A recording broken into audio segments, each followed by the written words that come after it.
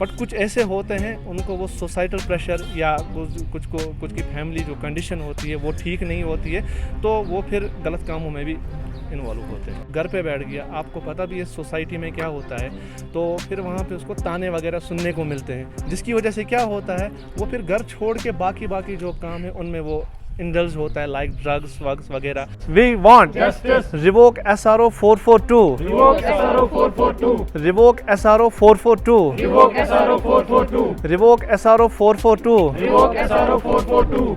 We want Justice. we want Justice. we want Justice. Revoke SRO 442। Revoke SRO 442. वबरकातुहू। सबसे पहले मैं आप उनका बहुत शुक्रिया अदा करना चाहता हूँ कि आप लोगों ने हमारी शॉर्ट नोट्स पे हमारी जो इनविटेशन है वो एक्सेप्ट करके हमें आज यहाँ पे मीडिया कवरेज दी। तो सर, जैसे कि आप यहाँ पे देख रहे हैं, यहाँ पे हमारी जो काउंसिल मेंबर्स हैं, इस काउंसिल का नाम है unemployed agriculture graduate association. Sir, ये एक एसोसिएशन है एग्रीकल्चर ग्रेजुएट्स की, जिसमें पूरे JNK से जितने भी स्टूडेंट्स हैं डिफरेंट एग्रीकल्चर यूनिवर्सिटीज़ में जो पढ़ते हैं या जिन्होंने अपनी एजुकेशन कंप्लीट की है, वो सारे स्टूडेंट्स इसमें है, इस हमारी ऑर्गेनाइजेशन में है। सर, इस ऑर्गेनाइजेशन में मैं आपको बताता चलूँ कि नॉट ओनली अंडर ग्रेजुएट्स, इसमें पोस्ट ग्रेजुएट्स भी है, doctorates, even post doctorate students भी इस एसोसिएशन में है।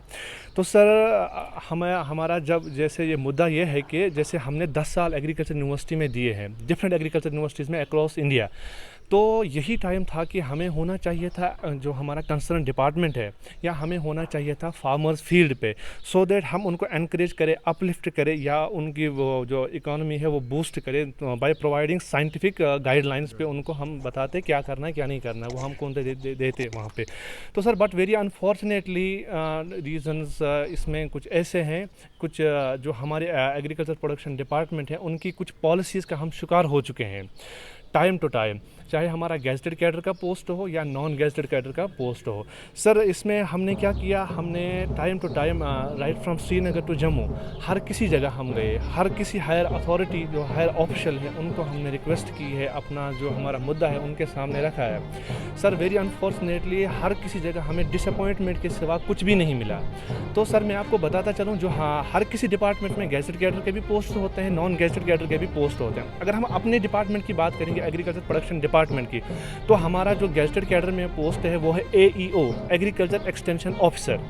सर, ये हमारा एंट्री लेवल गेजेटेड पोस्ट है हमारे APD में। सर, बट अगर हमें आपको ये बताता चलूँ कि डिपार्टमेंट में लास्ट 17 ईयर से कोई पोस्ट ही एडवर्टीज़ नहीं हुआ है AEO के रिगार्डिंग। AEO का कोई पोस्ट ही एडवर्टीज़ नहीं हुआ है लास्ट 17 ईयर्स में।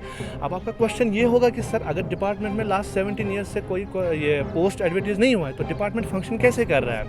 सर, मैं आपको बताता चलूँ कि 2007 में हमारी जो स्टेट गवर्नमेंट है उन्होंने एक स्कीम लॉन्च की थी, REZs, रहबरी ज़राअत। तो सर, उनको क्या किया, उनकी इंट्रोडक्शन उन्होंने की डिपार्टमेंट में। उसके बाद उन्होंने कुछ टाइम स्पेंड करने के बाद डिपार्टमेंट में उन्होंने वो चार्जेस दी है, डिफरेंट चार्जेस दी है, लाइक उनको बनाया है एग्रीकल्चर जोनल ऑफिसर्स। तो जस्ट उनका वो एक साधारण सा एफिडेविट उनसे लिया गया और उनको वो चार्जेस दिए गए। तो सर, ये एक रीज़न है।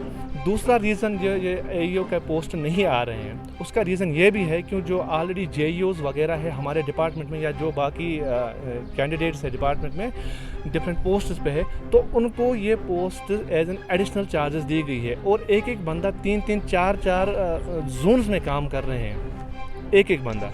तो जहां हमें होना चाहिए, क्योंकि हमारा एक शेयर है इसमें, इनिशियली हमारा शेयर हुआ करता था according to SRO 179, there was 50% was for direct recruitment and 50% was for promotional Kota.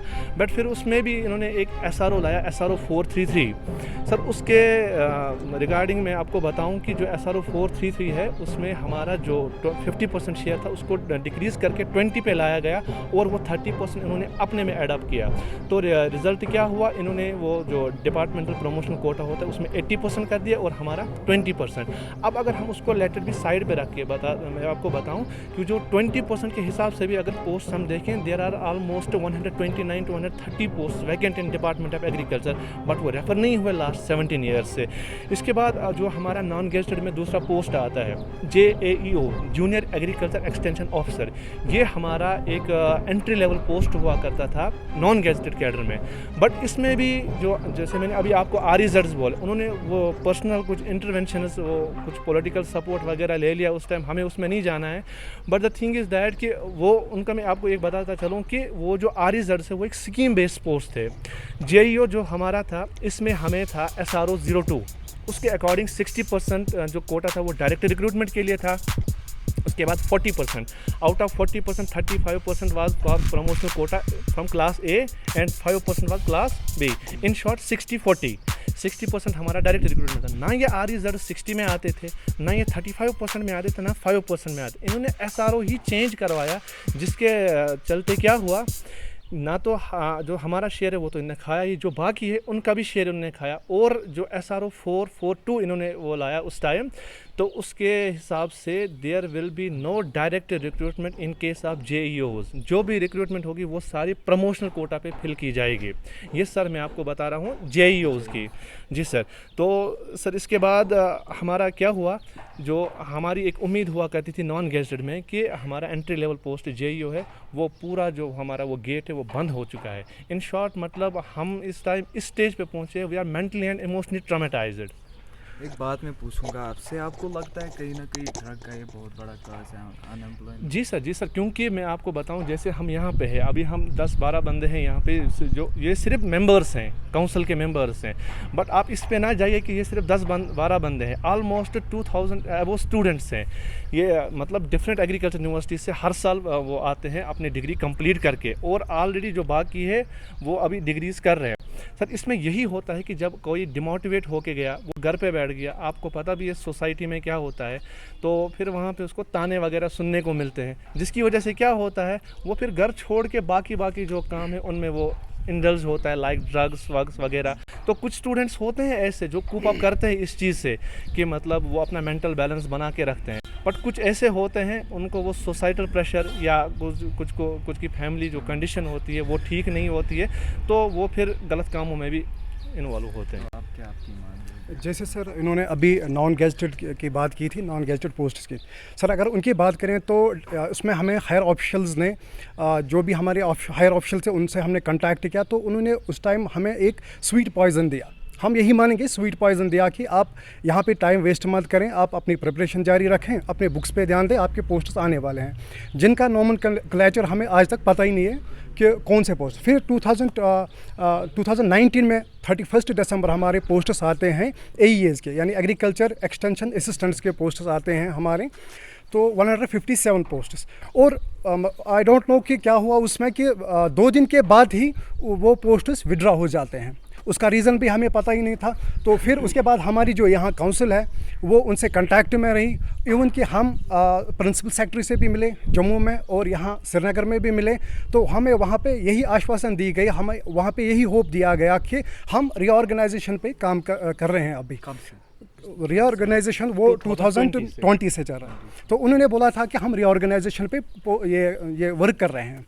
तो उसमें क्या आते थे रीऑर्गेनाइजेशन में, उन्होंने बोला था जो ऑलरेडी एडवर्टाइज्ड पोस्ट हुए थे 156 AEAs की, जिसकी अभी मैंने बात की, जो एडवर्टीज जिनकी हुई थी ऑलरेडी 2019 में। सर आप खुद देखिए आज 2024 चल रहा है, ये भी एंड होने को है, और 2020 से आज तक ना तो कोई रीऑर्गेनाइजेशन हो गई, ना तो कोई पोस्ट एडवर्टीज़ हुए।